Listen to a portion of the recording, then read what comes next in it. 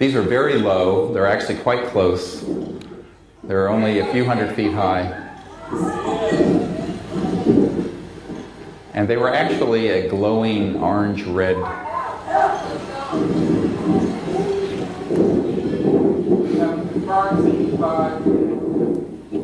Now they were moving towards us against a very stiff wind. And in the parking lot there were tones going off, beeping tones. And as this was happening, some people became very worried and went back to town. Others stayed. This went on for about 40 minutes, I believe. It was actually photographed and on the front page of the newspaper the next day, so it created quite a scandal locally.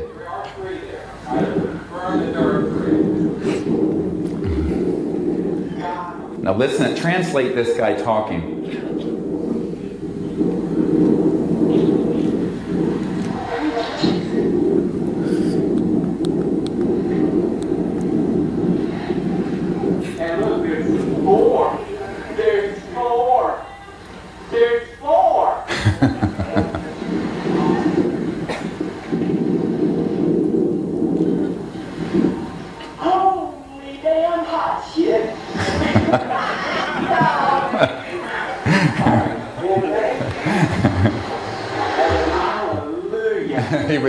He was a southern boy from Louisiana, and he got very excited.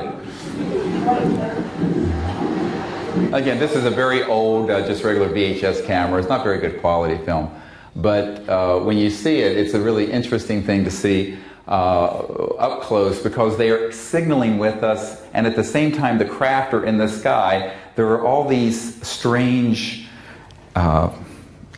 like plasma energies moving around in the parking lot. You could walk right through them, but it was a bilocated craft with all the little beings. Have you seen this before, any of you? Raise your hand if you've seen this sort of thing.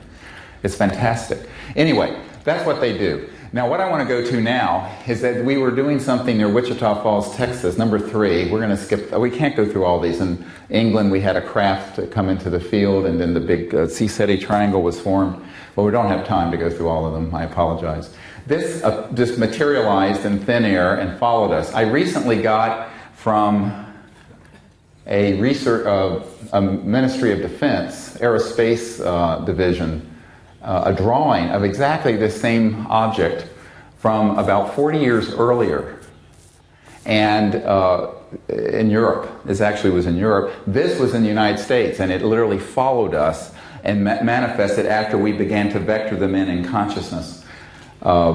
Let's go to here, the Phoenix. This is 97. I apologize for the error. Phoenix. This is the Phoenix Lights. What no one knows, that we have not talked about publicly much, is that this was a close encounter of the 5th kind. I was on a flight flying into Phoenix this night, and my team had made contact with this huge craft, and it had been with us in Mexico the week before. And we asked it to come there because I was putting together a videotape summary to give to the President and members of Congress in a briefing I was doing in April of 1997. And so we were right underneath where this happened. And when we had asked the ETs to cooperate with this effort to brief Congress, this is what showed up that night, and at about 8:30. And it was a huge object. Now the governor of Arizona has finally come clean and said, yes, of course, I saw it, it was real. And that was a beautiful event. I think I'm going to have to go to, oh my God. I'm going to go all the way here to Mount Shasta this past fall, because I want to show you something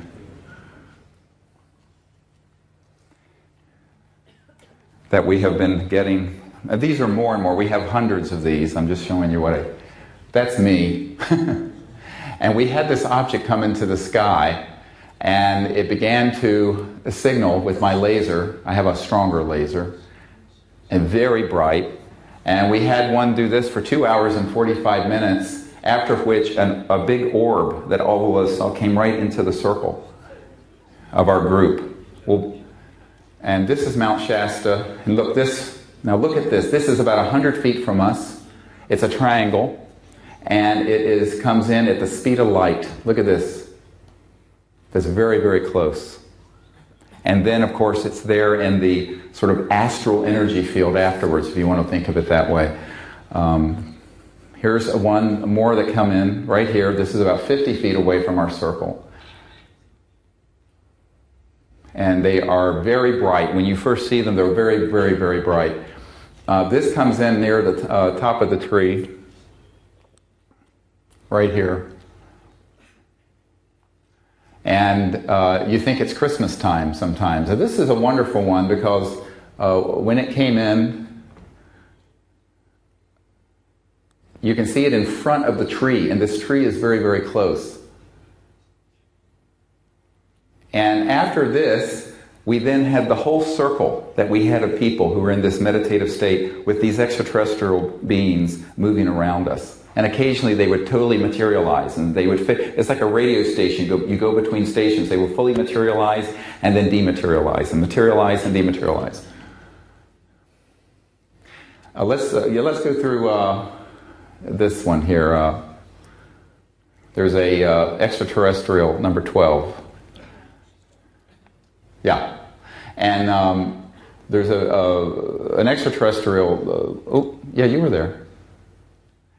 And I call her Kindness. I had a very close encounter with this extraterrestrial woman. She's very sweet. She's like an avatar Kindness.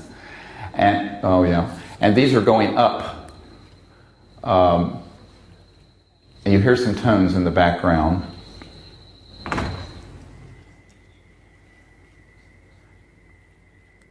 These are not falling stars, they're going up.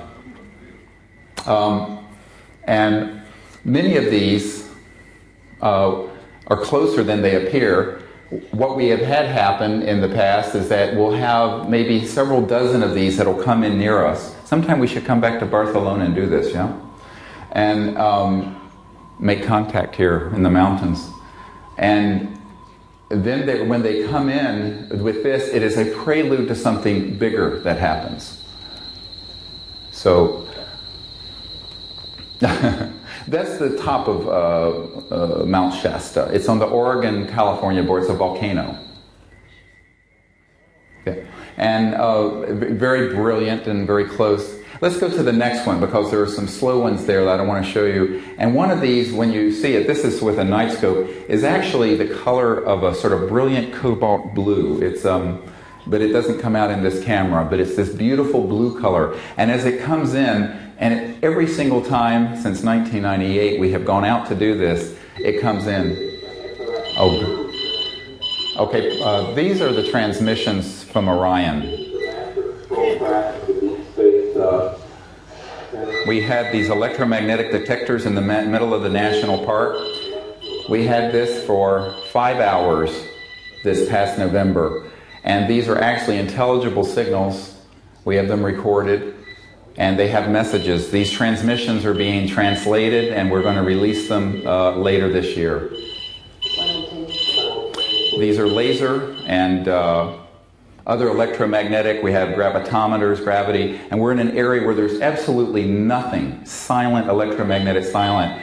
As soon as I held up this, I have to get it.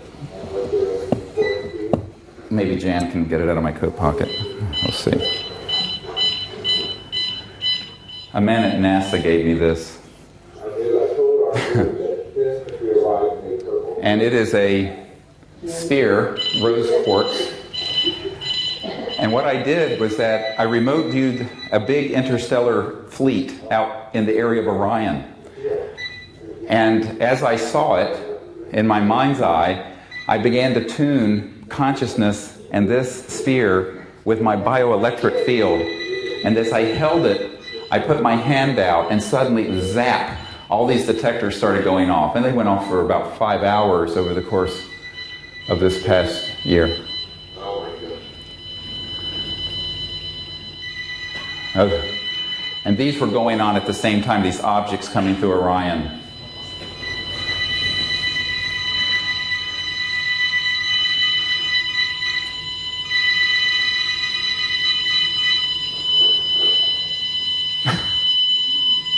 They're coming, my friends. And what they were saying is that we're coming. Nothing's going to stop it. There are thousands of people we have trained now to do what I just said we're doing. There are people here who have been taught to do these things on their own and have gone out. Now, I want to show you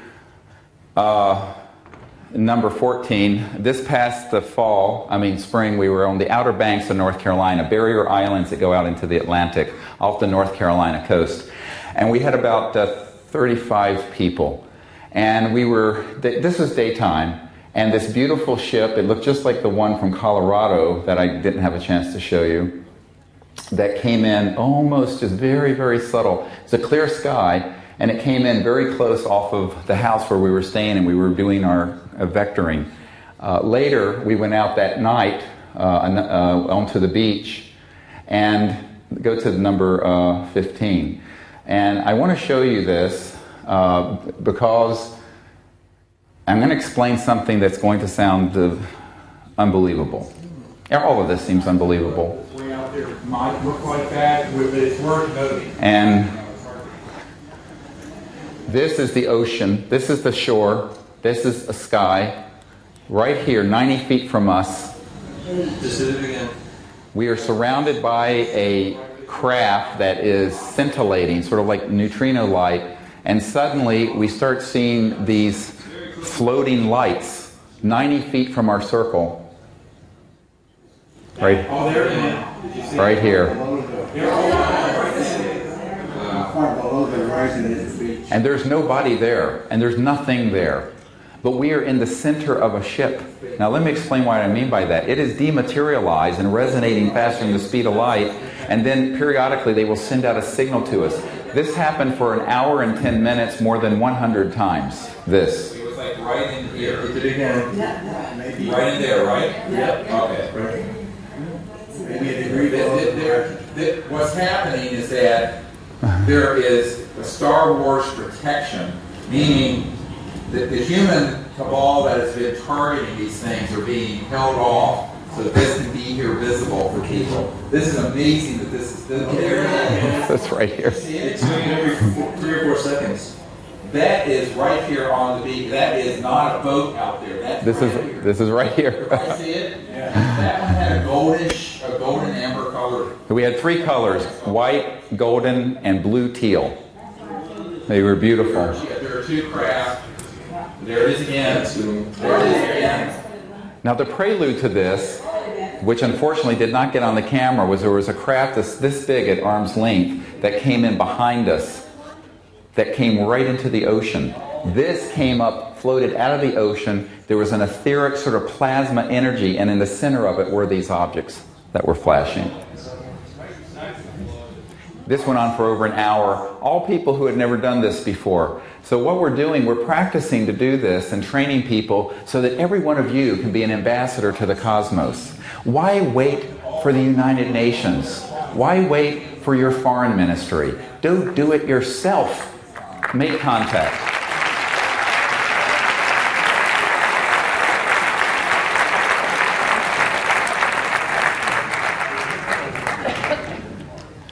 The other thing that happened that we don't have time to show was in the north, over the area where the Commander-in-Chief Atlantic Command is located in Norfolk. It's the largest naval weapons area on the east coast of America. There were about 40 exo-atmospheric craft that we filmed, all at the same time, 40 of them, that were like these brilliant objects that would materialize and dematerialize. And they were making a statement to the military: stand down and get out of the way because we're coming in on the beach. And they did. So these are the sort of things that happen. They've gone from fully materialized craft off very near us to very strange events, to things that happen purely in remote viewing and consciousness, to things that happen on the plasma energy level where it's almost like you could see a craft but you could walk through it. Because extraterrestrial technologies are the ultimate WSFM, weird science and frickin' magic. And it is time for us to understand that if we can reach within ourselves